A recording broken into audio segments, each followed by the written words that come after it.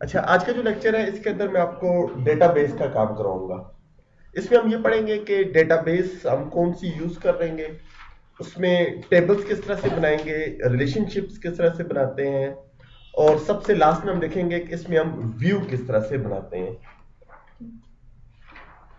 ठीक है, डेटाबेस जो इसके अंदर हम यूज करेंगे वो है माई एसक्यूएल की डेटाबेस। माई एसक्यूएल की जो डेटाबेस है उसके लिए आपको मुख्तलिफ एडिटर्स मिल जाते हैं, लेकिन जो मोस्टली यूज होता है वो है पीएचपी माई एडमिन।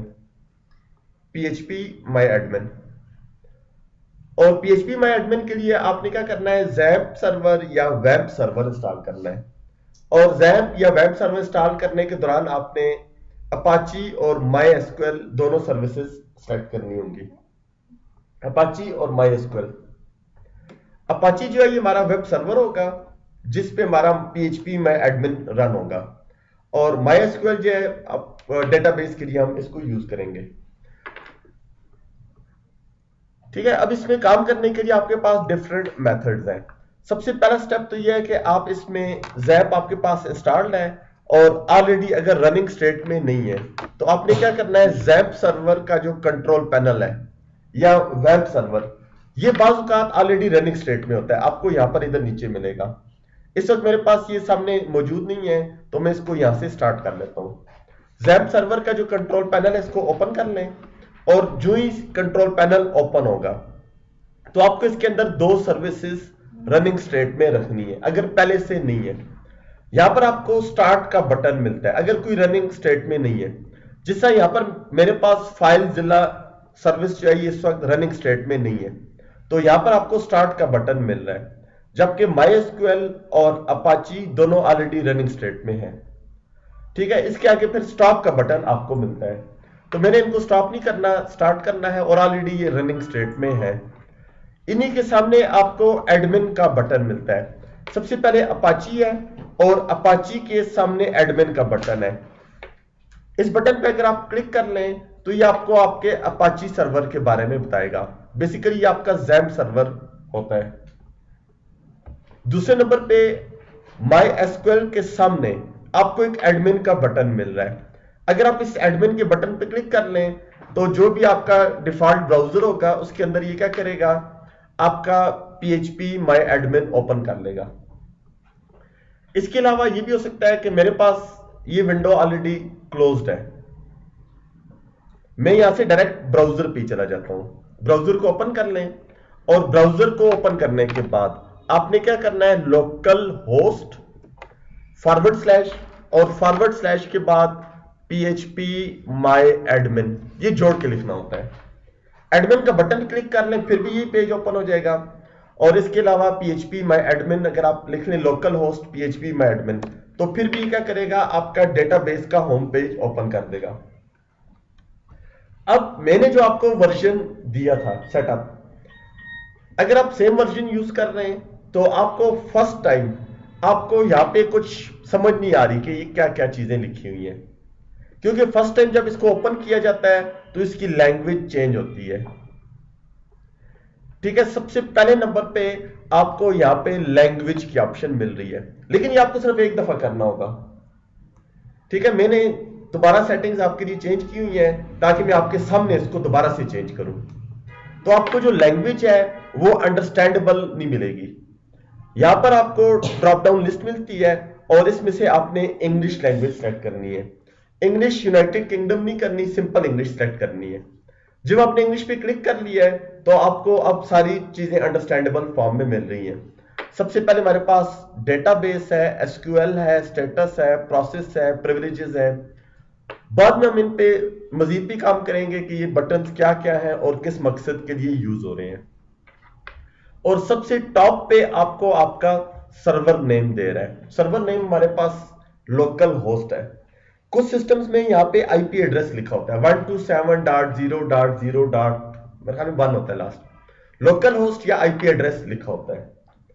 लेफ्ट साइड पे आपको डिफरेंट डेटाबेसेस मिलेंगी। ठीक है, मेरे पास तो काफी ज्यादा डेटाबेसेस हैं, पूरी लिस्ट भरी हुई है, लेकिन आपके पास लेफ्ट साइड पे तकरीबन मेरे ख्याल में 4 या 5 डेटाबेसेस होंगी।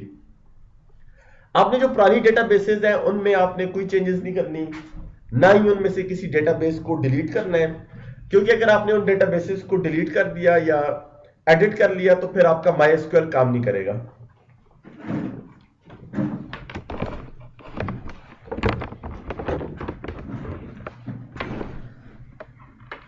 तो इसलिए आपने जो लेफ्ट साइड पे डेटाबेसेस है उनमें सिर्फ टेस्ट नाम की जो डेटाबेस होती है उसमें अगर आप कोई चेंजेस करना चाहें तो कर सकते हैं, लेकिन बेहतर यह है कि आप उनमें से कोई डेटाबेस चेंज ना करें। होम पेज पे ही आपको सबसे फर्स्ट नंबर पे डेटाबेसेस का ऑप्शन मिल रहा है। सबसे पहला स्टेप क्या होता है हमारा, डेटाबेस क्रिएट करना। उसके बाद हमारा सेकंड स्टेप होता है डेटाबेस के अंदर टेबल्स को क्रिएट करना। फिर टेबल्स के बाद उसमें रिलेशनशिप्स बनाने होते हैं, और रिलेशनशिप्स बनाने के बाद हमने फिर जो भी एक्टिविटीज करनी हो वो मैं आपको स्टेप बाय स्टेप करवाता हूं। अच्छा, एक और चीज, डेटाबेस दो किस्म की होती हैं, एक होती है DBMS, दूसरी होती है RDBMS। एक रिलेशनल डेटाबेस मैनेजमेंट सिस्टम्स होते हैं और दूसरे जो होते हैं वो रिलेशनल नहीं होते। ठीक है, डिफरेंस बताता हूं और फिर एग्जांपल्स भी। जो RDBMS है, रिलेशनल डेटाबेस मैनेजमेंट सिस्टम, इनमें हम टेबल्स के दरमियान रिलेशनशिप्स भी बना सकते हैं थ्रू डेटाबेस, जबकि जो DBMS है उनमें टेबल्स तो बनते हैं लेकिन रिलेशनशिप्स नहीं बनते।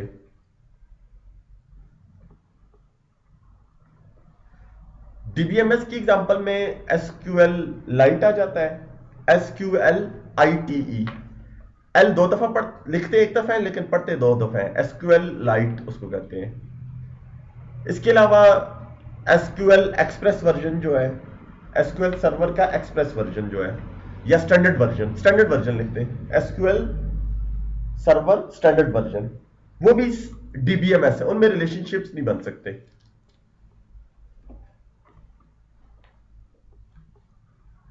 ठीक है, अक्सर ये पूछते हैं टाइप्स ऑफ डेटाबेस। दूसरे नंबर पे जो RDBMS है, इनकी एग्जांपल्स क्या है, ओरेकल हो गया, MySQL हो गया, माइक्रोसॉफ्ट एक्सेस हो गया, SQL सर्वर हो गया जो फुल वर्जन है। ये RDBMS, हम भी जो काम कर रहे हैं इसके अंदर RDBMS पे काम कर रहे हैं। इनमें टेबल्स भी मैं आपको बनाने सिखाऊंगा और रिलेशनशिप्स भी बनाएंगे।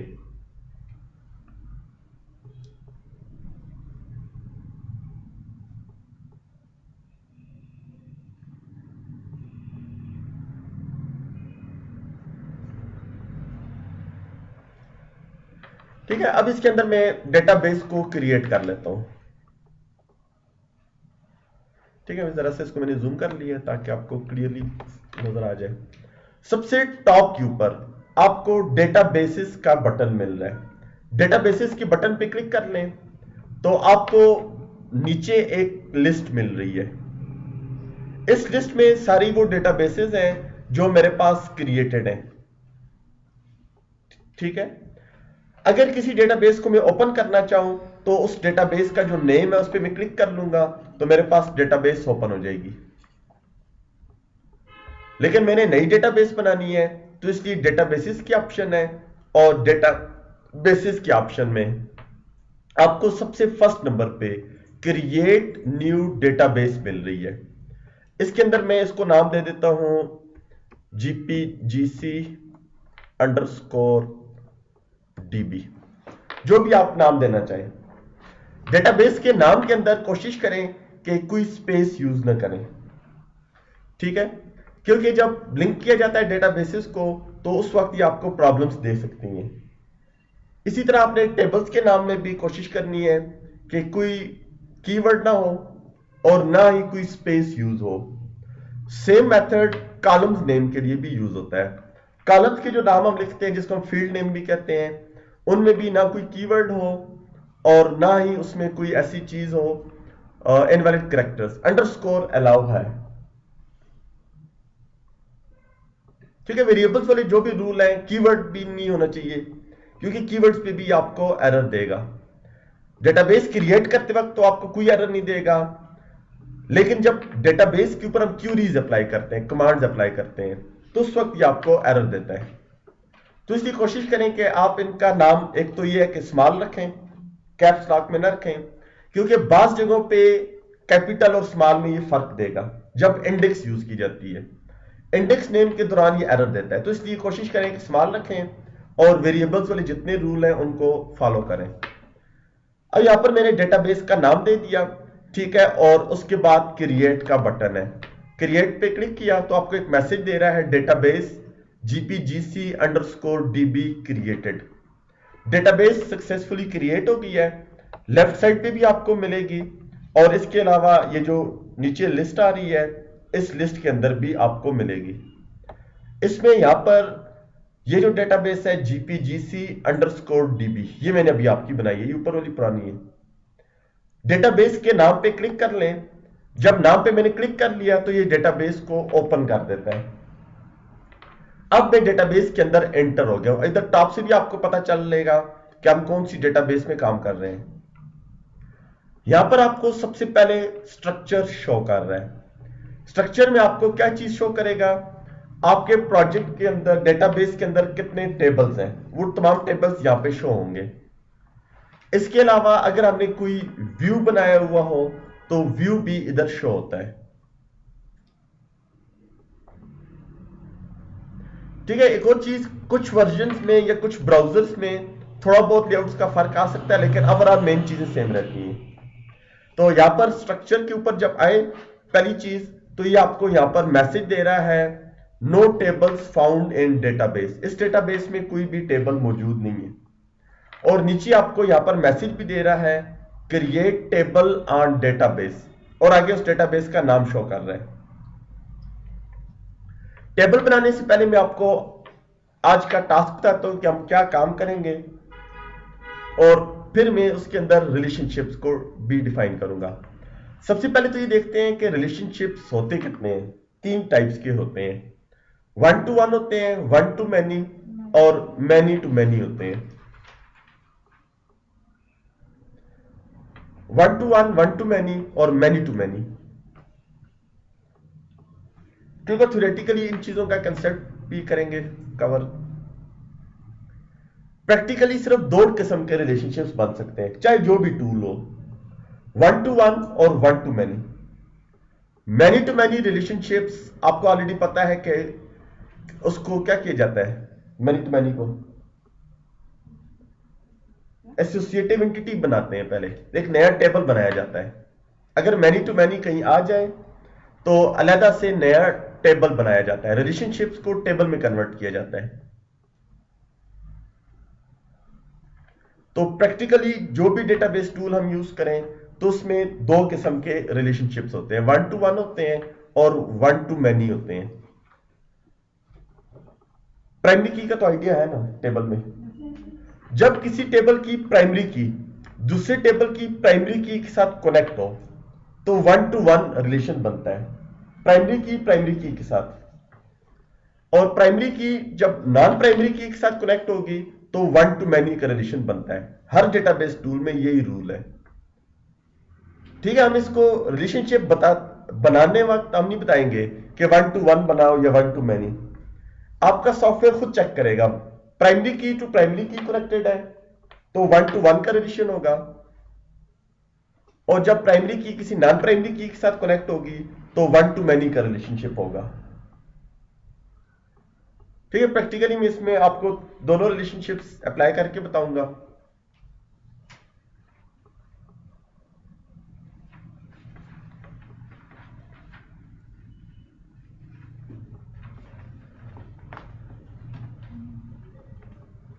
ठीक है, टाइप्स समझ आ गई। अच्छा, इस डेटाबेस के अंदर मैं 3 टेबल्स बनाऊंगा, स्टूडेंट का, फी का, और तीसरा बना लूंगा सर्टिफिकेट का या डिग्री का। अब इनके रिलेशनशिप्स को देखते हैं। स्टूडेंट और डिग्री का या स्टूडेंट और सर्टिफिकेट का 1 to 1 रिलेशन होगा। आप लोग मेरे पास कोर्स कर रहे हैं, आपको एक कोर्स की एक ही डिग्री या एक ही सर्टिफिकेट अवार्ड होगा। इसी तरह अगर हम एक कोर्स की फी की बात करें तो ज्यादा हो सकती है। फर्स्ट मंथ की आपने जमा कराई, सेकंड मंथ की, थर्ड मंथ की, तो वो मैनी हो सकती है। स्टूडेंट और फी का 1 to many रिलेशनशिप होगा। स्टूडेंट और सर्टिफिकेट का 1 to 1 होगा, जो इसके अंदर मैं इंप्लीमेंट करूंगा।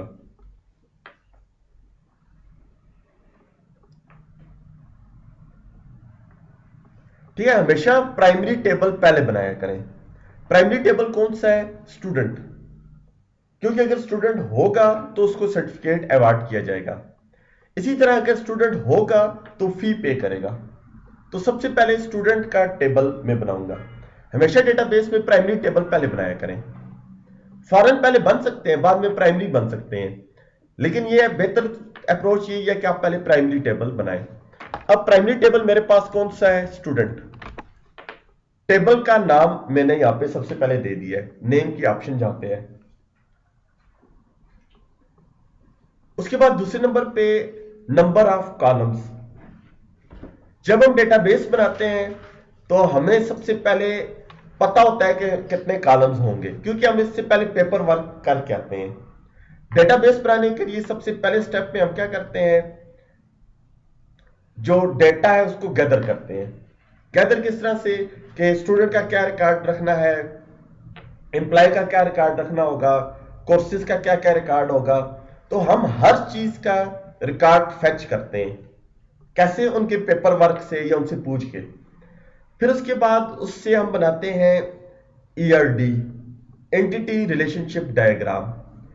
फिर उस ईआरडी को नॉर्मलाइज किया जाता है। नॉर्मलाइज होने के बाद अगर कुछ डीनॉर्मलाइजेशन हो तो वो की जाती है।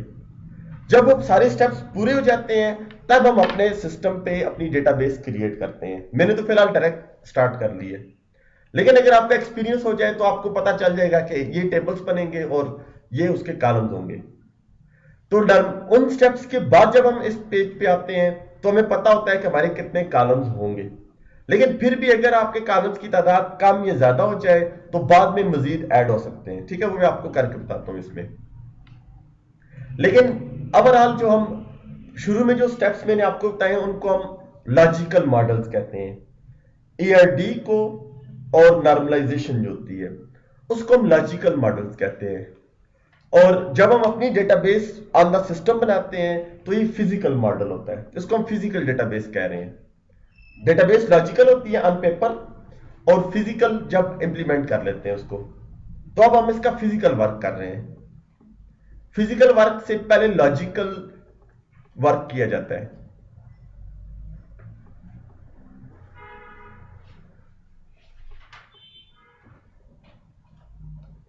ठीक है, यहां पर मैं इसके अंदर 5 कॉलम्स रख लेता हूं। मुझे शुरू में 5 कॉलम्स चाहिए, लेकिन बाद में मुझे कॉलम्स अगर ऐड करने हो तो मजीद ऐड हो सकते हैं।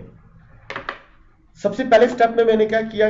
टेबल का नाम दे दिया, और टेबल का नाम लिखने के बाद आपने क्या करना है? Number of columns. और उसके बाद आपने क्या कर लेना है? गो कर लेना है।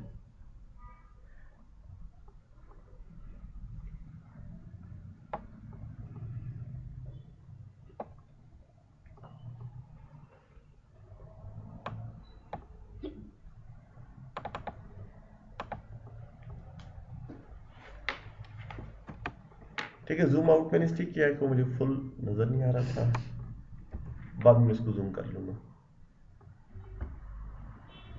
मुझे टेबल नेम स्टूडेंट चाहिए और 5 कॉलम्स मुझे चाहिए, और उसके बाद गो कर लें। अब गो करने के बाद आपको एक नई विंडो मिल रही है। अच्छा, एक चीज का ख्याल रखना है, किसी भी टाइम में आपने ब्राउजर को बैक या रिफ्रेश नहीं करना। अगर मैं रिफ्रेश कर दूंगा तो ये काम कैंसिल हो जाएगा।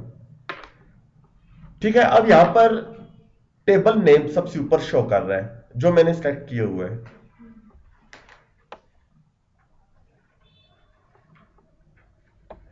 टेबल नेम स्टूडेंट, और अगर आपने चेंज करना हो नाम तो इस मौके पे चेंज भी हो सकता है। इसके बाद आपको नेक्स्ट ऑप्शंस जो मिल रही हैं इसके अंदर, वो है कॉलम नेम। कॉलम नेम यहां पर मैं लिख लेता हूं रोल अंडरस्कोर नंबर। जैसे मैंने पहले बताया है कि कोई कीवर्ड यूज नहीं करना, अंडरस्कोर अलाउ है। फिर स्टूडेंट का नेम होना चाहिए, नेम के बाद फिर डेट ऑफ बर्थ होनी चाहिए,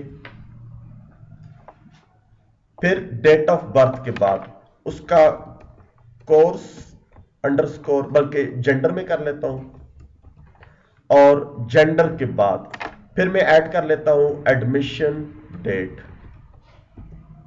अब यहां पर एक कॉलम और भी मुझे चाहिए।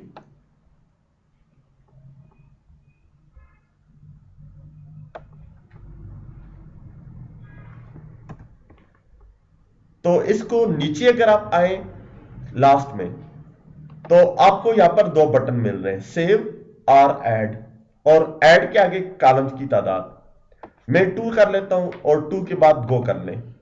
तो इसने क्या किया, यहां पर दो कॉलम्स की और ऐड कर देगा।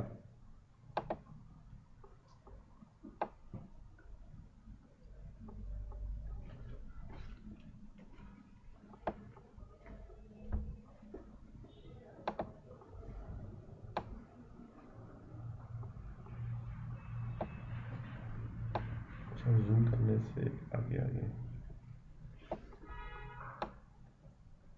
ठीक है, वो जूम करने की वजह से कॉलम्स ऐड हो गए हैं, लेकिन कहीं आगे ये पीछे।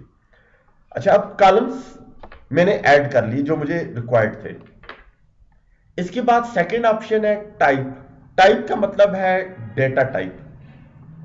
जब भी कॉलम्स ऐड किए जाते हैं किसी भी डेटाबेस टूल के अंदर, तो आपने उसकी जो डेटा टाइप है वो स्पेसिफाई करनी होगी। टाइप के अंदर आपको integer, variable character, text, date, numeric values जितनी भी हैं, इनमें डेसिमल वैल्यूज भी हैं और विदाउट डेसिमल भी हैं। नीचे डेट टाइम की ऑप्शन भी है, उसके अलावा स्ट्रिंग वैल्यूज भी हैं, और इसके अलावा कुछ और स्पेशल वैल्यूज भी हैं।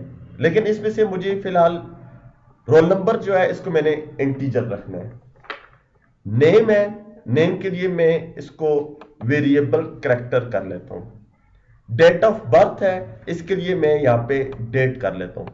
अच्छा, एक चीज जहां पे वार्चर है, वेरिएबल कैरेक्टर, वेरिएबल कैरेक्टर का ये फायदा होता है कि अगर कोई स्पेस फ्री हो जाए, ठीक है, फॉर एग्जांपल मैंने नेम के लिए 50 कैरेक्टर रख लिए, जबकि मैंने नेम के अंदर अली लिख दी है, तो अली से तो 3 कैरेक्टर यूज हुए हैं, तो बाकी 47 कैरेक्टर्स जो होंगे वो फ्री हो जाएंगे, वो मेमोरी रिजर्व नहीं करते। अगर आप कैरेक्टर डेटा टाइप यूज करें, CHAR कैरेक्टर, तो कैरेक्टर में क्या होगा, 50 कैरेक्टर्स जो होंगे वो स्पेस रिजर्व कर लेंगे, चाहे नाम में सिर्फ एक कैरेक्टर लिख लें। तो बेहतर ऑप्शन यही है कि आप वेरिएबल कैरेक्टर को यूज करें। बाकी थ्योरेटिकली आपको इंटरनेट से मिल जाएंगी डेटा टाइप्स ऑफ MySQL और उसकी डिस्क्रिप्शन भी, वो आप बेशक नेट पे भी देख लें। लेकिन जो मोस्ट कॉमन है वो मैं आपको समझा रहा हूं। इंटीजर है, वेरिएबल कैरेक्टर है, डेट है, जेंडर है, जेंडर के लिए भी मैं यहां पे वारचार कर लेता हूं वेरिएबल कैरेक्टर, और डेट ऑफ एडमिशन है, इसके लिए मैं डेट रख लेता हूं। ठीक है, डेट टाइम हमारे पास दो ऑप्शन है। अच्छा, एक और हमारे पास डेटा टाइप यूज होती है जिसको कहा जाता है डेट टाइम स्टैम्प। अब बेसिकली डेट टाइम स्टैम्प है क्या, जिसे आप लोग सोशल मीडिया पे देखते हैं, कुछ चीज अगर पोस्ट की है किसी बंदे ने, तो लिखा होता है फ्यू मोमेंट्स एगो, कुछ वक्त पहले। फिर जब कुछ मिनट गुजर जाते हैं तो लिखा होता है 2 आवर्स एगो या 3 आवर्स एगो। फिर जब कुछ दिन गुजर जाते हैं तो फिर डेट और टाइम तब आता है, लेकिन शुरू में वो मिनट्स वगैरह शो कर रहा होता है, इतने मिनट्स एगो, इतने मिनट्स एगो। जब एक दिन से ऊपर हो जाता है तो फिर आपको डेट और टाइम शो करना शुरू कर देता है, तो वो डेट टाइम स्टैम्प यूज होती है उसके लिए। ठीक है, लेकिन फिलहाल मुझे इसमें डेट चाहिए क्योंकि हमारे प्रोजेक्ट्स में डेट यूज होगी। इसके बाद नेक्स्ट ऑप्शन है लेंथ। लेंथ का मतलब होता है नंबर ऑफ कैरेक्टर्स, कि कितने कैरेक्टर्स होने चाहिए या कितने डिजिट्स उसकी लेंथ होगी। वारचार में लेंथ लिखना लाजमी है, इंटीजर वैल्यूज के लिए लाजमी नहीं है, और डेट के लिए इसको नहीं लिखा जाता। अगर कहीं भी डेट है या टाइम है तो उसके लिए लेंथ आपने नहीं देनी। वारचार के लिए लाजमी है, उसके बगैर ये टेबल सेव नहीं होगा। और इंटीजर के लिए अगर आप लेंथ ना दें तो 11 डिफॉल्ट लेंथ होती है, 11 डिजिट्स, 11 डिजिट्स की लेंथ हो सकती है।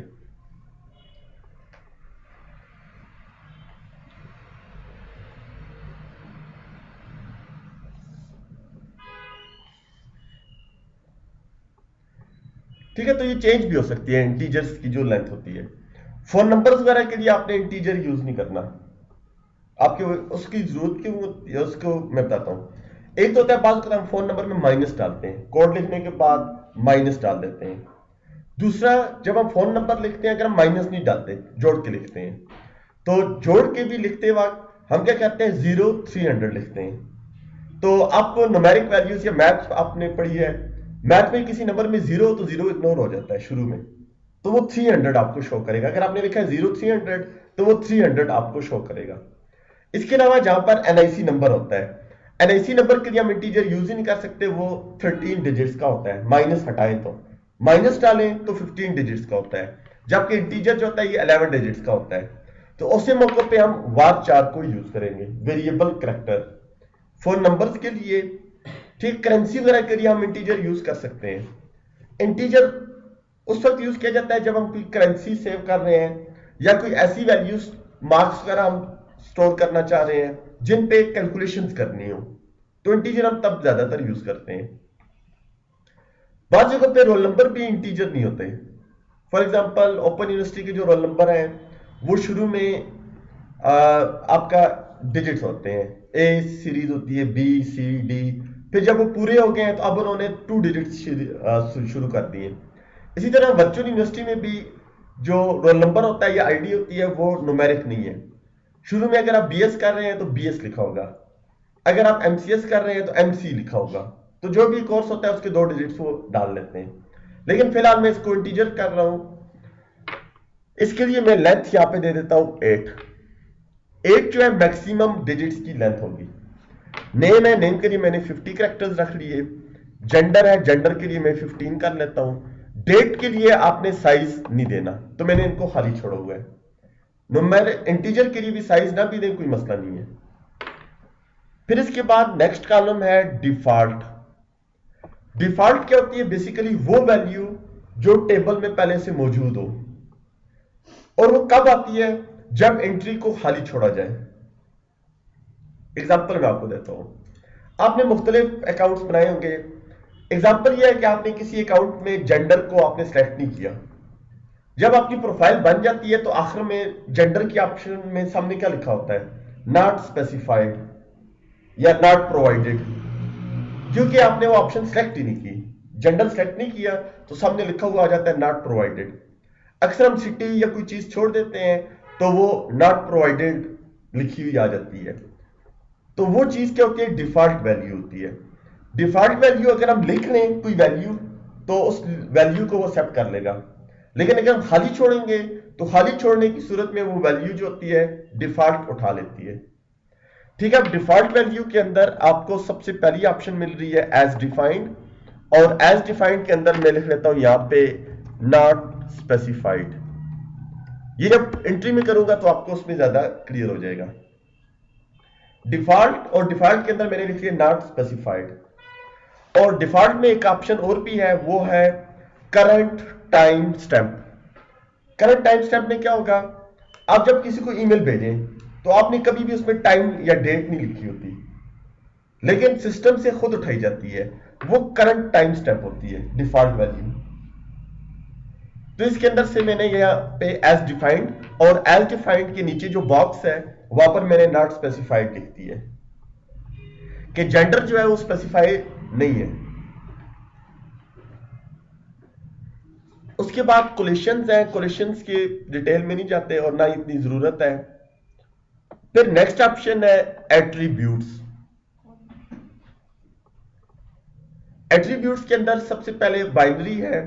बाइनरी क्या करता है, डेटाबेस में उसको बाइनरी में कन्वर्ट कर लेता है।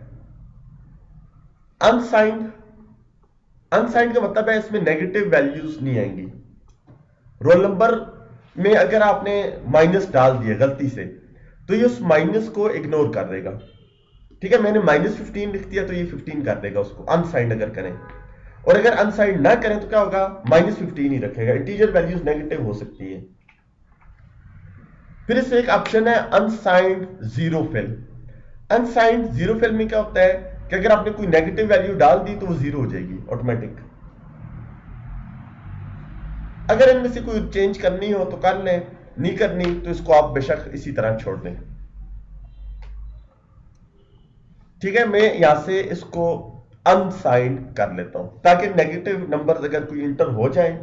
वैसे तो ये होता है जो हम फॉर्म बनाएंगे उस फॉर्म के अंदर कंडीशंस होंगी कि नेगेटिव वैल्यू को अलाउ ही ना करें। लेकिन फिलहाल शुरू में हम उस चीज पे नहीं जा रहे, तो मैंने इसको अनसाइंड कर दिया। अनसाइंड में वैल्यूज जो होती है वो नेगेटिव को एक्सेप्ट करेगा लेकिन प्लस में कन्वर्ट कर देगा।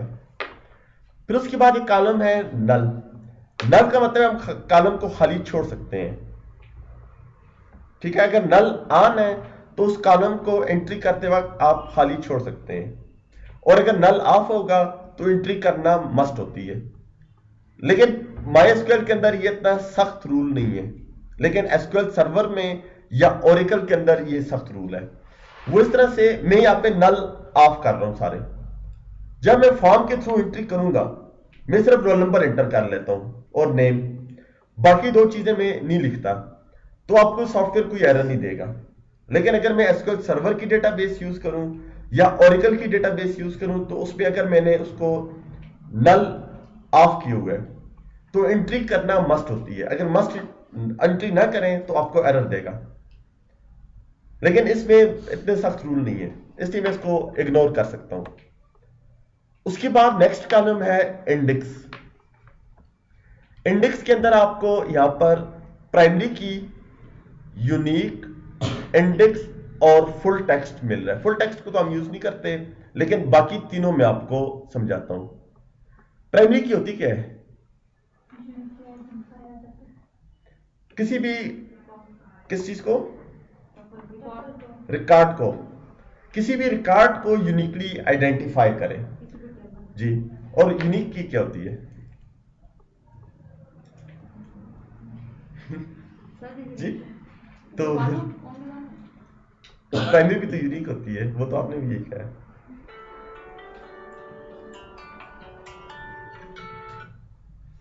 हेलो, हाँ जी, फिर वालेकुम सलाम, क्या फिर ना मैं एक सेंटर च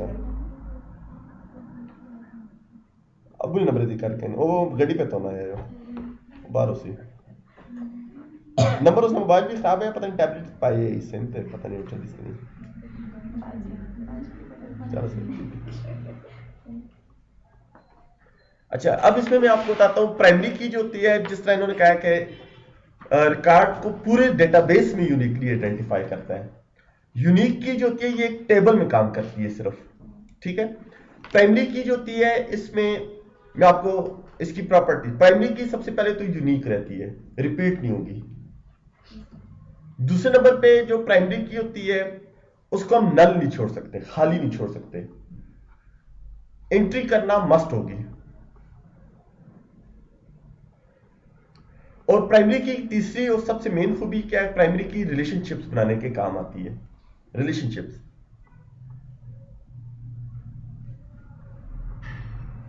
अगर मैं इसको यूनिक रख लूं तो क्या प्रॉब्लम होगी? अगर मैं खाली छोड़ दूं रोल नंबर को तो खाली में छोड़ सकता हूं, यूनिक होने से रिपीट तो नहीं होगी लेकिन खाली छोड़ सकते हैं। और सेकंड प्रॉब्लम क्या आएगी? ये रिलेशनशिप नहीं बनेगा दूसरे टेबल के साथ। तो फिलहाल इसको मैं यहां से प्राइमरी की रखूंगा। ठीक है, रोल नंबर पहला टेबल है स्टूडेंट का, और हर टेबल में कोई ना कोई प्राइमरी की मस्ट होनी चाहिए, क्योंकि अगर प्राइमरी की आपके पास जी नहीं, दो हो सकती है, दो, तीन, चार भी हो सकती है, उसको हम कंपोजिट की कहते हैं। एग्जांपल ये है कि आप अगर बोर्ड ऑफिस जाएं अपनी कोई डिग्री या कोई भी सर्टिफिकेट लेने, तो आप उनको क्या बताएंगे? अपना रोल नंबर, अपना सेशन।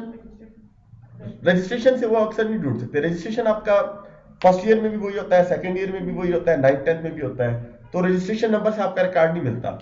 आपका रोल नंबर, आपका सेशन, ये दो चीजें मस्ट है। आपका रोल नंबर आ जाएगा, मैंने इस रोल नंबर पे दिए थे, कब दिए थे? एनुअल 2015 में दिए थे, तो वो चीज आपकी कंपोजिट की बन जाती है। नहीं, उसकी जरूरत नहीं होती, सिर्फ रोल नंबर और सेशन लाजमी है। अगर आपके पास दो प्राइमरी कीज है एक टेबल में, तो फॉरेन कीज भी फिर दो होंगी। अगर तीन प्राइमरी कीज है तो फॉरेन कीज भी फिर तीन होंगी, ये एक से ज्यादा हो सकती है, कंपोजिट बन जाती है। फिर इसके बाद नेक्स्ट ऑप्शन है एआई। एआई का मतलब है ऑटो इंक्रीमेंट, ये आपको टूल टिप में साथ साथ बता भी रहा है। Auto increment,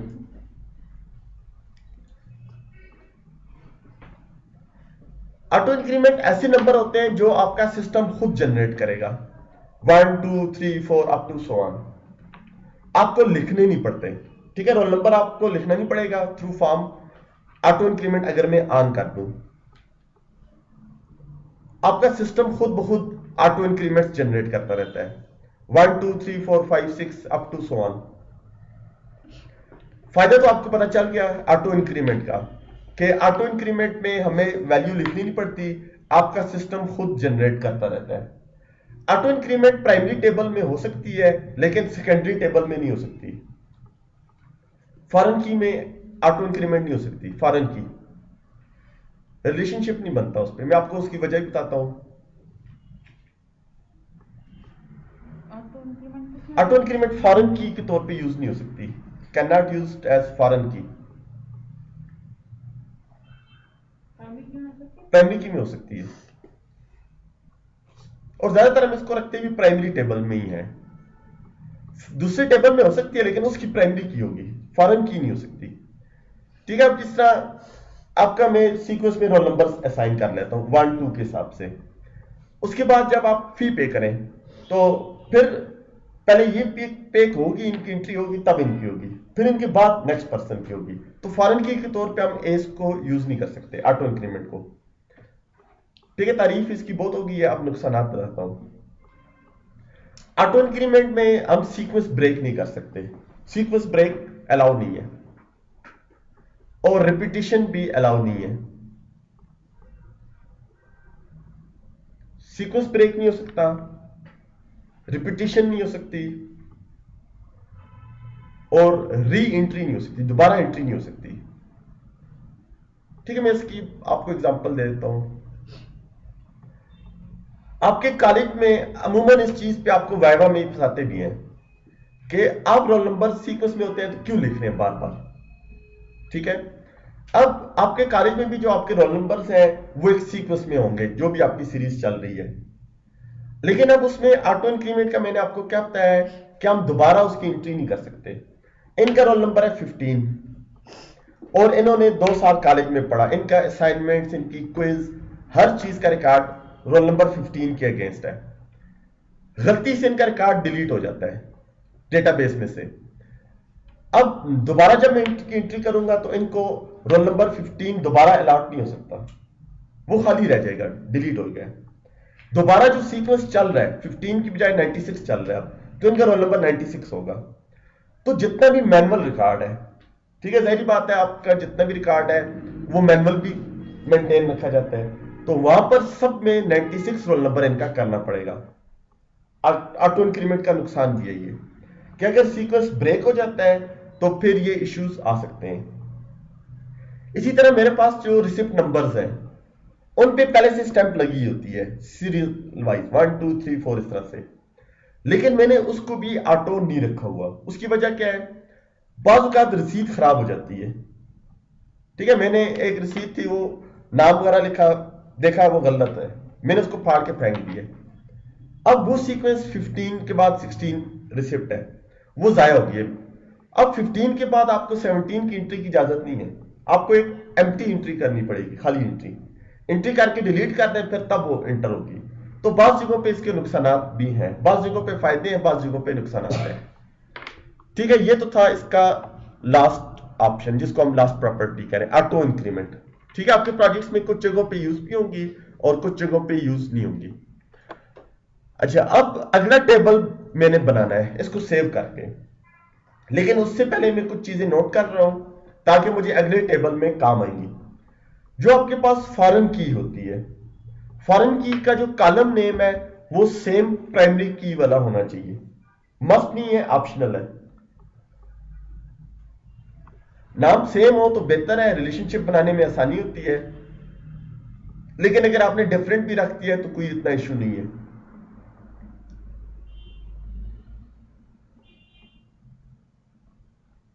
data type same होनी चाहिए, मस्ट है।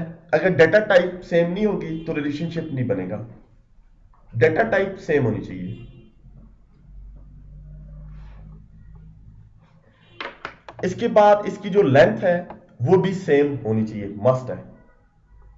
कॉलम नेम डिफरेंट हो सकता है लेकिन डेटा टाइप और लेंथ सेम होनी चाहिए, और हर टूल में यही है।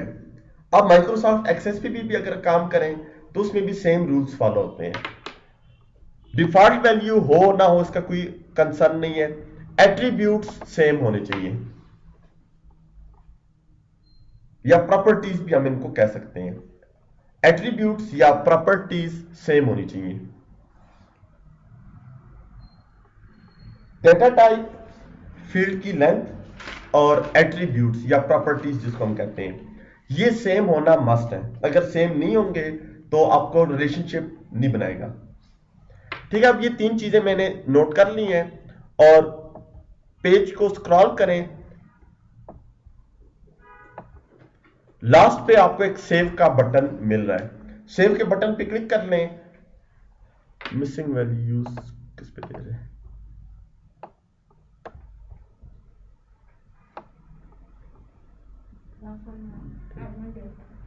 नहीं नहीं, डेट पे ऊपर लेंथ नहीं होती। असल में इसने जो कॉलम्स मजीद ऐड किए हैं वो कहीं ना कहीं गायब है।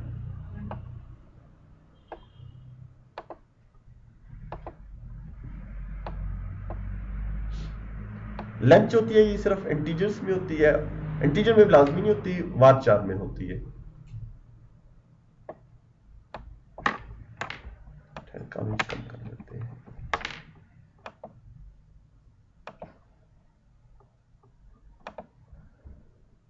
और मैं इसको ऐड कर लेता हूँ, स्टूडेंट 5 कॉलम्स, क्योंकि जूम करने से कुछ कॉलम्स आगे पीछे हो गए। Roll number, name, date of birth,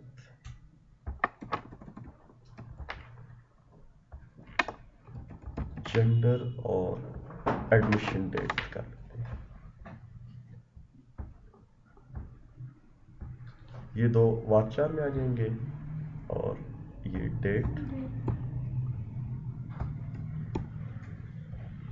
इसके लिए 8 साइज मैंने रखा था, यहाँ पे 50 और यहाँ पे 15। यहाँ पे जेंडर जो है एज डिफाइंड और नॉट स्पेसिफाइड।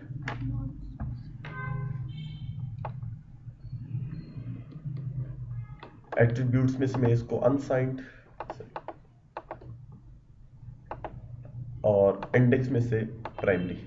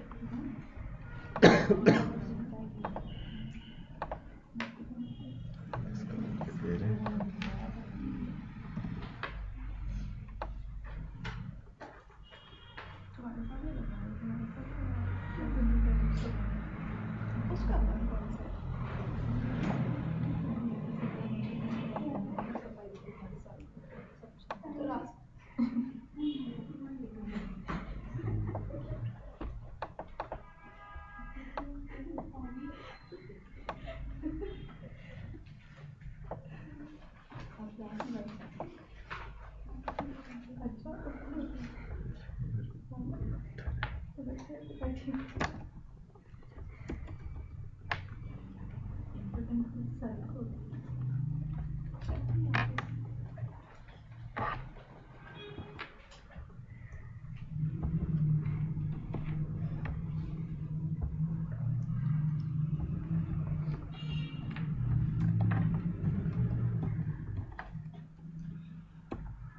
हुआ है ना?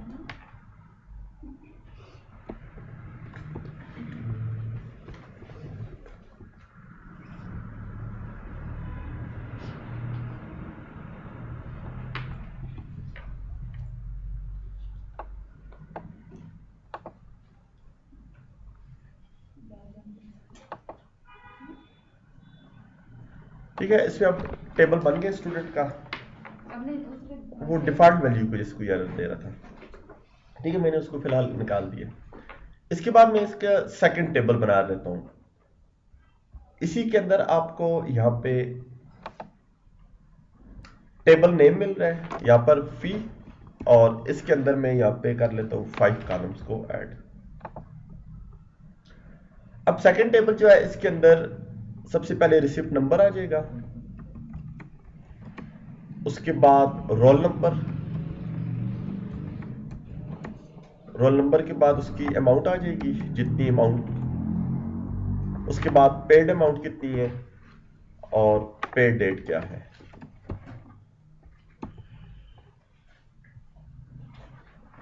अब इस टेबल के अंदर आपके पास जो रिसिप्ट नंबर है ये भी इंटीजर है, रोल नंबर को भी इंटीजर रखना होगा। रोल नंबर की लेंथ 8 साइज की होगी, क्योंकि मैंने प्राइमरी टेबल में भी इसको 8 रखा हुआ है और यहां पर भी 8। उसके बाद एट्रीब्यूट्स में जाके रोल नंबर को अनसाइंड मैंने रख दिया है, क्योंकि प्राइमरी टेबल में भी अनसाइंड है। उसके बाद इस टेबल में रिसिप्ट नंबर जो है वो प्राइमरी की है और जो रोल नंबर है वो नॉन प्राइमरी की है, क्योंकि अगर मैं रोल नंबर को प्राइमरी रख लूं तो फिर 1-to-1 रिलेशनशिप बनेगा, रोल नंबर रिपीट नहीं होगा फिर। और अगर कोई आपके पास फॉरेन की प्राइमरी नहीं है तो आपने उसको इंडेक्स लगाना होगा। ठीक है, अब इंडेक्स बेसिकली क्या चीज है, जब भी हम कोई भी डेटाबेस में रिकॉर्ड स्टोर करते हैं तो वो हमेशा प्राइमरी की के हिसाब से अरेंज होते हैं। फॉर एग्जांपल आपका जो रिकॉर्ड्स हैं वो रोल नंबर वाइज अरेंज होंगे डेटाबेस में, लेकिन अगर बाय नेम सर्चिंग की जाए, इंडेक्स हम किसी भी कॉलम पे लगा सकते हैं। अगर आपके डेटाबेस में बाय नेम सर्चिंग की जाए तो बाय नेम सर्चिंग के अंदर मैं कोई ऐसा नाम लिख लेता हूं जो जेड से शुरू हो रहा है, तो वो क्या करेगा, शुरू से लेकर आखिर तक सारे नामों को चेक करेगा डेटाबेस में। इंडेक्स लगाने से क्या फायदा होगा कि नाम जो होंगे वो डेटाबेस में तरतीब में नहीं होंगे, लेकिन वर्चुअली वो तरतीब में होते हैं। एक नया टेबल बनता है, फिजिकली नहीं होता लेकिन लॉजिकली होता है, उसमें वो नाम सारे तरतीब में होंगे। मैं जेड से कोई नाम सर्च करूंगा तो आखिर में उसको सर्च करेगा जेड वाले सेक्शन में, जिस तरह डिक्शनरी में होता है। ठीक है, इसकी सिंपल एग्जांपल आपकी जो बुक्स होती हैं, बुक्स के अंदर भी इंडेक्स, अगर आप टेबल ऑफ कंटेंट में से कोई टॉपिक ढूंढें तो मुश्किल से आपको मिलेगा, क्योंकि आपको शुरू से लेकर आखिर तक सारा पढ़ना पड़ेगा। लेकिन अगर आप इंडेक्स में उस टॉपिक को ढूंढें तो इंडेक्स में आपको अल्फाबेटिकली ऑर्डर मिलता है। बुक के अंदर टॉपिक्स तरतीब में नहीं होते। ठीक है, पहले आपका सीपीयू टॉपिक होगा, रैम होगा, रैम के बाद फिर वर्चुअल मेमोरी होगा, वर्चुअल मेमोरी के बाद कोई हार्ड डिस्क है। देखिए, अब ये अल्फाबेटिकली एक सीक्वेंस में नहीं है, लेकिन जब इंडेक्स में उस चीज को सर्च किया जाता है तो हम उसमें अल्फाबेटिकल ऑर्डर में सर्च करते हैं।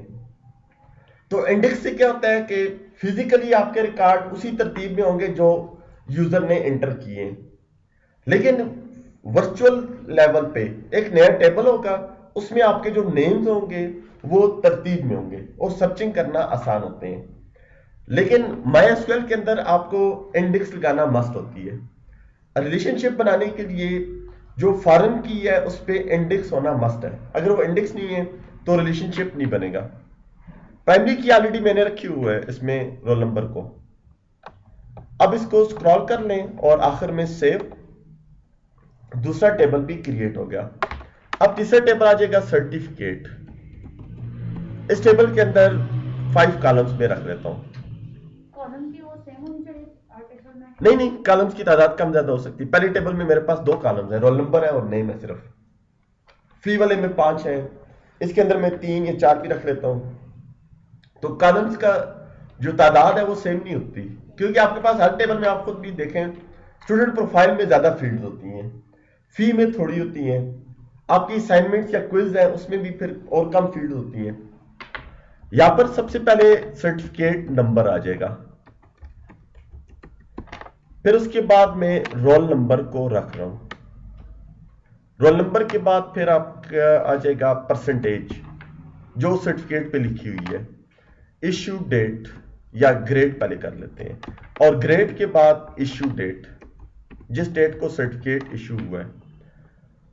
परसेंटेज इंटीजर में होगी, और जो इश्यू डेट है ये डेट डेटा टाइप, ग्रेड वारचार में। ग्रेड के ऊपर मैं 5 साइज रख लेता हूं इसका। अब यहां पे रोल नंबर जो है इंटीजर है, और ये मस्ट इंटीजर होना चाहिए क्योंकि प्राइमरी टेबल से इसको मैच होना है। लेंथ 8 होनी चाहिए। लेंथ के बाद फिर एट्रीब्यूट्स के अंदर से इसको मैंने अनसाइन कर लिया, और अनसाइन करने के बाद इसको मैं प्राइमरी कर रहा हूं। प्राइमरी मैंने इसलिए रखा है कि 1-to-1 रिलेशनशिप बनेगा। तो 1-to-1 रिलेशनशिप बनाने के लिए मैंने यहां पर भी इसको प्राइमरी टेबल में ही रखा हुआ है, और सर्टिफिकेट नंबर को मैं यूनिक कर लेता हूं। यूनिक इसलिए ताकि वो रिपीट ना हो, लेकिन रिलेशनशिप उसका नहीं बनेगा। यहां पर मैंने रोल नंबर जो है प्राइमरी की रखी हुई है इसको, और फिर इस टेबल को भी आप सेव कर लें। ठीक है, 3 टेबल मैंने क्रिएट कर लिए जिस तरह मैंने पहले टेबल पे स्टेप्स अप्लाई किए थे। उन्हीं सेम प्रॉपर्टीज को यूज करके मैंने बाकी टेबल्स भी बना लिए। रिलेशनशिप बनाने से पहले टेबल एम्प्टी होने चाहिए तो बेहतर है, लेकिन अगर एम्प्टी नहीं है, आपने एंट्रीज की हुई है, तो वो फिर एंट्रीज सेम होनी चाहिए। कैसे? स्टूडेंट टेबल में आपने एंट्रीज की हुई है 5, फी और सर्टिफिकेट में कोई एंट्री नहीं है तो कोई मसला नहीं, लेकिन आपने फी के टेबल में ऐसी एंट्री की हुई है जो स्टूडेंट के टेबल में नहीं है, तो फिर एरर आएगा। कौन सा एरर? फॉरेन की का एरर आएगा। तो एंट्रीज ना हो तो बेहतर है, और अगर एंट्रीज की हुई है तो वो सेम एंट्रीज होनी चाहिए। प्राइमरी टेबल में एंट्रीज है, दूसरे टेबल में नहीं है, प्रॉब्लम नहीं आएगी। लेकिन अगर प्राइमरी टेबल में एंट्री नहीं है, सेकेंडरी टेबल में है, तो फिर आपका रिलेशनशिप सेव नहीं होगा, एरर देगा आपको। ठीक है, ये चीज समझ आई। अब इसके अंदर मैं रिलेशनशिप्स पे जाता हूं। डेटाबेस ऑलरेडी सिलेक्टेड है जिसके ऊपर मैं काम कर रहा हूं, और इसके अंदर मैंने 3 टेबल्स बना लिए, और इन तीनों टेबल्स में रोल नंबर कॉमन है क्योंकि रोल नंबर की बेस पे मैंने रिलेशन बनाना है इनका। इसी टैब के बिल्कुल लास्ट में आ जाएं तो आपको डिजाइनर की ऑप्शन मिलेगी। डिजाइनर के ऊपर क्लिक कर लें। डिजाइनर पे क्लिक करने से आपको रिलेशनशिप्स के लिए एक नई विंडो मिल रही है, और रिलेशनशिप्स बनाने आसान है। इस डिजाइनर ऑप्शन में आपके पास एक ऑप्शन है, लाइन सी बनी हुई है, क्रिएट रिलेशंस। इसी तरह की एक लाइन आगे भी होती है, एंगुलर लिंक्स, उसको यूज नहीं करना। ठीक है, इसलिए बता रहा हूं कि दोनों लिंक्स एक जैसे नजर आ रहे हैं। ये भी लाइन बनी हुई है, और यहां पर भी ये बटन के अंदर लाइन है। आपने जो फर्स्ट ऑप्शन है इसमें क्रिएट रिलेशंस, इन पे आपने क्लिक करना है। अब इस ऑप्शन पे क्लिक कर लें। ऑप्शन पे क्लिक होने के बाद आपको एक मैसेज मिल रहा है, सेलेक्ट रेफरेंस की। रेफरेंस की क्या होती है?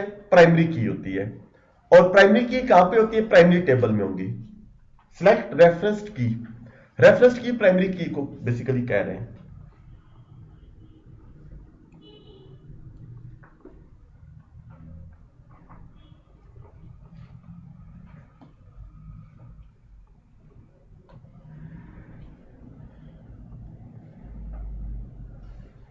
रेफरेंस की जो है इसके अंदर से रोल नंबर जो है इसको मैंने क्लिक कर लिया स्टूडेंट के टेबल में से। जो ही मैंने क्लिक कर लिया है उसके बाद अब मैसेज चेंज हो गया है, सिलेक्ट फॉरेन की अब मैसेज दे रहा है।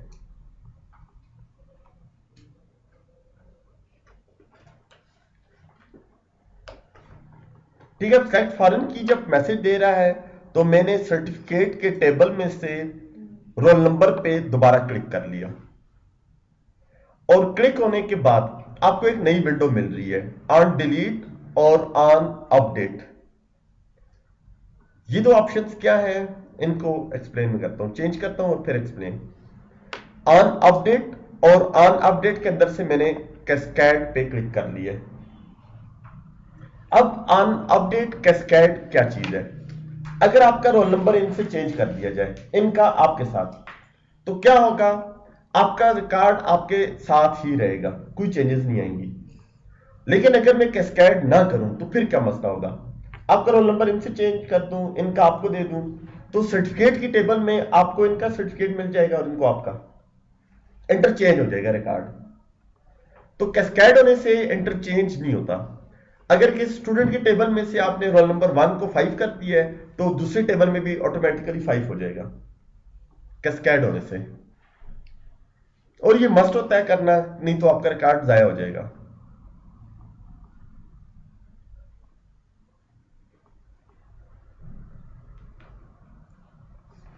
इसी तरह दूसरे नंबर पे है ऑन डिलीट, और ऑन डिलीट में भी कैस्केड। ऑन डिलीट में कैस्केड से क्या होगा, अगर प्राइमरी टेबल में से आपका रिकॉर्ड डिलीट कर दिया जाए तो सेकेंडरी टेबल में से भी ऑटोमेटिकली खत्म हो जाएगा। ये दोनों प्रॉपर्टीज चेंज कर ली, और चेंज करने के बाद ओके कर लें। जब मैंने ओके कर लिया है तो यहां पर आपको एक लाइन नजर आ रही है। अब ये जो लाइन आपको नजर आ रही है इसका कलर डिफरेंट हो सकते हैं। डिफरेंट कलर्स में इसलिए होती है कि आपको पता हो कि ग्रीन लाइन का किसके साथ कनेक्शन है, ब्लू लाइन का किसके साथ है, रेड का किसके साथ है। क्योंकि लाइनें ऊपर नीचे से जब गुजरती हैं तो फिर पता नहीं चलता कि क्या रिलेशन कहां जा रहे हैं, तो कलर्स चेंज हो सकते हैं। लेकिन एक चीज नोट करनी है, वो ये है कि जो रिलेशनशिप बना है वो लाइन उसी फील्ड के साथ जुड़ी हुई है। आप इसको अगर टेबल को मूव भी करें तो आपकी फील्ड्स ऑलरेडी कनेक्टेड है, लाइन मूव नहीं हो रही। इसके अलावा दूसरी चीज जो फॉरेन की है, वहां पर आपको एक बड़ा सा बाल नजर आएगा गोल, जो स्टार्टिंग पॉइंट है वहां पे बिल्कुल छोटा डॉट है। ठीक है, ये डॉट, ये जो पॉइंटर के साथ डॉट बना हुआ है इधर बड़े साइज का है, और ये जो शुरू में है ये छोटे साइज का है। लाइन पे क्लिक करने से आपको कोई ऑप्शन नजर नहीं आ रही, लेकिन जब ये जो बड़ा वाला डॉट है इस पे क्लिक करें तो आपको मैसेज मिलता है डिलीट रिलेशन। रिलेशनशिप गलत बन गया है आपसे तो डिलीट भी किया जा सकता है इनकेस। उसके लिए आपने क्या करना है, जो बड़ा वाला बॉल होता है एंड पॉइंट पे, वहां पे आपने क्लिक करना है। अगर ओके कर डिलीट कर दें तो वो खत्म कर देगा रिलेशन को। अब इसी तरह दो टेबल्स के दरमियान रिलेशन बन गया। इसके बाद दोबारा यहां से क्रिएट रिलेशन, ये प्राइमरी टेबल और ये इसका आ गया सेकेंडरी टेबल।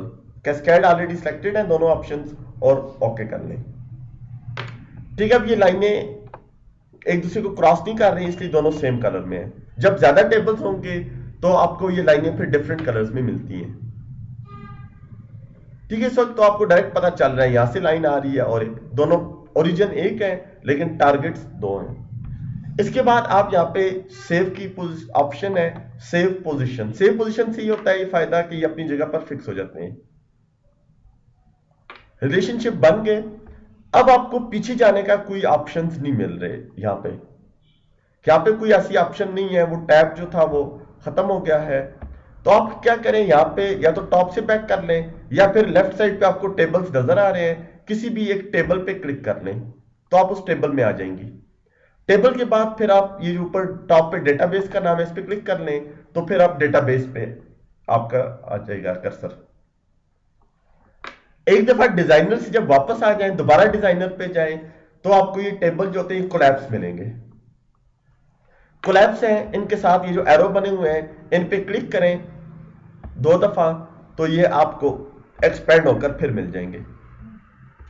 जब भी मैं बैक करूंगा फिर जब दोबारा रिलेशंस पे आऊंगा तो ये फिर कोलैप्स होंगे, तो उनको हम एक्सपेंड कर सकते हैं। रिलेशनशिप्स का तो मसला कोई नहीं ना।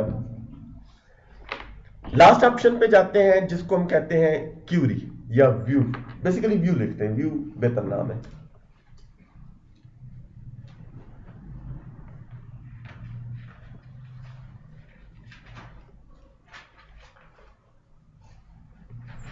बेसिकली क्या करता है, दो या दो से ज्यादा टेबल्स में से रिकॉर्ड्स को फेच करके एक सिंगल लेआउट शो करता है। ये फिजिकली टेबल नहीं है, इसका टेबल सेव होता है लेकिन फिजिकली हम उसको टेबल नहीं करते। व्यू दो टेबल्स या दो से ज्यादा टेबल्स में से रिकॉर्ड को फेच करता है और सिंगल आउटपुट डिस्प्ले करेगा।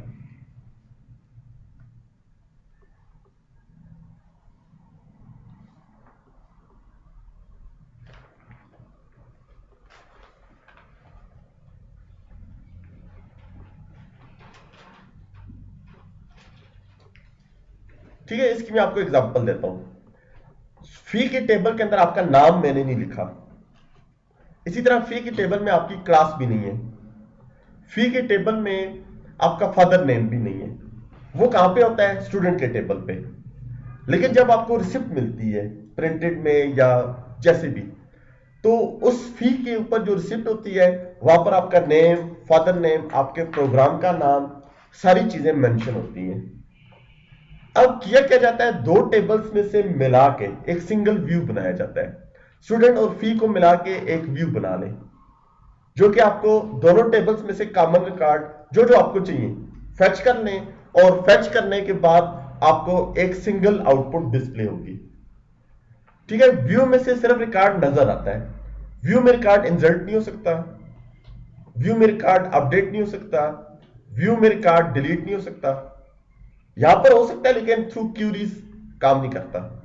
व्यू सिर्फ रिकॉर्ड को डिस्प्ले करता है, अपडेट, डिलीट, इंसर्ट हम नहीं कर सकते रिकॉर्ड को। इंसर्शन आपको अलग-अलग करनी पड़ती है, क्योंकि फिजिकली तो कोई टेबल नहीं है, ये सिर्फ रिकॉर्ड्स को फेच करके डिस्प्ले कर लेता है कॉमन रिकॉर्ड जो जो आपको चाहिए होंगे।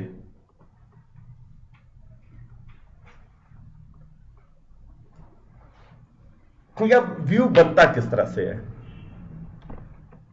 व्यू बनाने के लिए आपके पास, जब आप डेटाबेस पे हो, मैं जितना भी काम कर रहा हूं ये मैं डेटाबेस के लेवल पे कर रहा हूं। डेटाबेस पे आने के बाद आपके पास क्यूरी का बटन है, क्यूरी के बटन पे क्लिक कर लें, और क्यूरी के बटन पे क्लिक करने के बाद विजुअल बिल्डर की ऑप्शन है। ठीक, क्यूरीज वैसे प्रैक्टिकली बहुत कम यूज होती है, लेकिन आपको अगर जरूरत हो तो कैसे क्रिएट होगी। विजुअल बिल्डर पे मैंने क्लिक कर लिया। विजुअल बिल्डर पे क्लिक करने के बाद आपको वही रिलेशनशिप जिस तरह से पहले थे तो आपको दोबारा मिल रहे हैं। मैंने इन टेबल्स को एक्सपेंड कर लिया। आपको किस टेबल में से कौन कौन सी फील्ड्स चाहिए उनको आप चेक बॉक्स कर लें।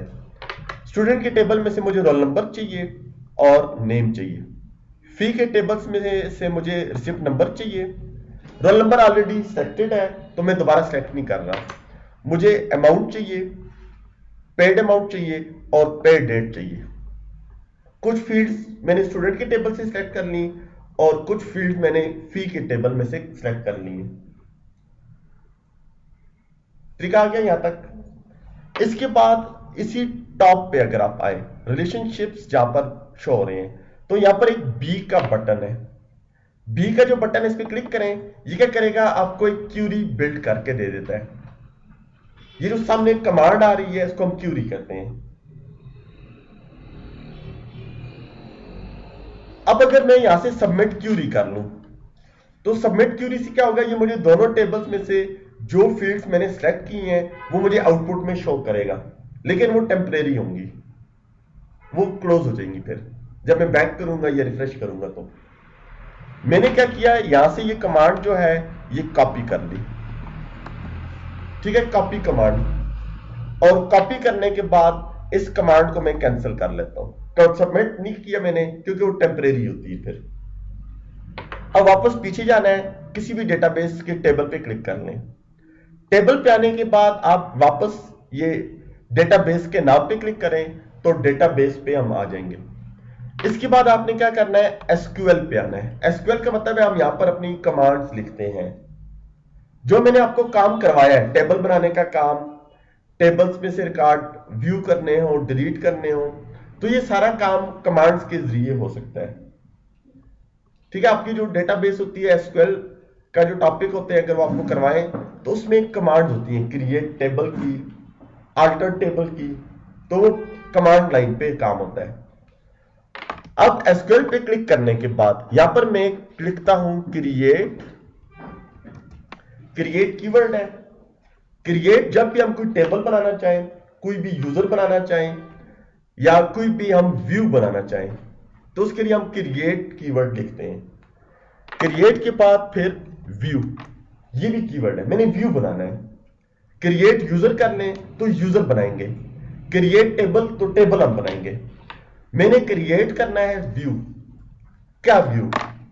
व्यू को मैं नाम दे देता हूं व्यू अंडरस्कोर फी अंडरस्कोर स्टूडेंट। एक व्यू बनाओ, उस व्यू का क्या नाम होगा? व्यू अंडरस्कोर फी अंडरस्कोर स्टूडेंट। व्यू को मैंने एक ऐसा नाम दे दिया ताकि मुझे पता हो कि ये किन किन टेबल्स में से रिकॉर्ड फेच कर रहा है। उसके बाद एज जो है ये भी कीवर्ड है। उसके बाद जो मैंने कमांड कॉपी की हुई थी वो मैंने सारी इसके अंदर पेस्ट कर दी।